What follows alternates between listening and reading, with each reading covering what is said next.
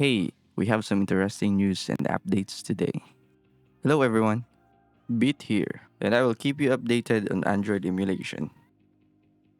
There's been a few interesting updates these recent days, starting off with Switch emulation. We have now the new update for Sudachi emulator, version 1.0.13, with removed ability to install games to the NAND. And I believe that this version also adds support for Donkey Kong Country Returns HD. Also, an upcoming version 1.0.14 is now teased on the website. If you're interested, link will be in the description below. Moving on, but still with Switch emulation, a new version of Citron has been released. Citron Canary Refresh version 0.3.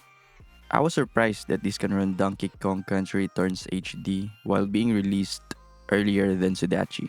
There's a lot of improvements based on changelogs, shader compilation improvements, which improve shader compilation stability, safer handling of coarse, fine mode shader operations, and a lot more. If you want to check this out, link will be provided.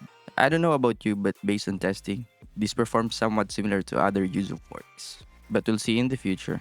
It's just weird that there's often changes with the naming of this project. Well, in my own opinion, this will result to user confusions or something like that. So I hope that they will stick or be consistent with their naming. Alright, moving on with Switch emulation. And now with PC games on Android. And starting with Winlator. Bruno, the developer of official Winlator, is working on something new. Tiny Pirate, which is a modified and smaller version of Pirate. This aims to be ARM64 only and will translate paths faster on Winlator. I'm thinking that the next version of Winlator official will be based on Tiny Pirate, but we'll see in the future. Just take note that you cannot download it or test it as of the moment. Another Winlator news, Winlator Frost 9.0 version 1 Pirate was released. With updated VKD3D 2.14, added box 64 0.2.9 and 0.3.3, and a lot more. Also some interesting and helpful info if you're using Vortex driver.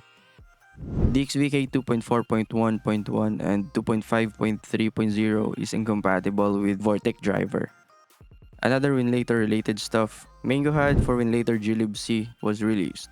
This project is from Coffin Colors. For those who do not know, Mango HUD is a popular overlay for monitoring performance of various applications, especially on games. This is an alternative for Winlator's default monitoring overlays. I'm curious what is your favorite Winlator performance overlay, and if you'll use Mango HUD, let me know down in the comments below. Still Winlator related, AJ's prefix was updated to version 10.15. AJ's prefix is a quality of life improvement for applications like Mobox, DarkOS, Winlator, and other WoW64 PC emulators.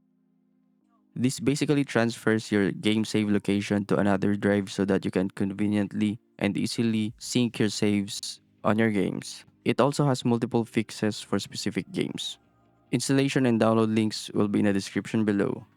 Just a quick one, another PC emulator MySwine is updated frequently, so if you're interested, also a link will be in the description below. Moving on, now with Pluvia, an official client for Steam on Android to play DRM-free games, get a big update. This is now my most awaited feature. Add container settings for optimizing games. Personally, I will keep an eye on this project and see how it turns out.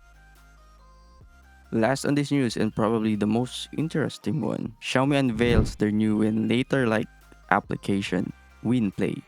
They claim that their Winplay engine has GPU performance loss of about 2.9% and will also support Steam. But unfortunately, this will only be available for now for Xiaomi Pad 6s Pro 12.4 users, and they are recruiting testers for it in China. Also, a YouTube video seeing this in action is now available. But based on the video, it is noticeable that the input delay is high. Well, this is still early I guess, so there's still much to improve. I just hope that they will release it globally and will be available to other devices as well. What are your thoughts with this new emulator? Kindly comment down below. Alright, that will be all for today's news. If you like this video, leave a like, and if you're new to the channel, hit the subscribe button to keep you updated with Android emulation news. Thank you for watching and see you in the next one.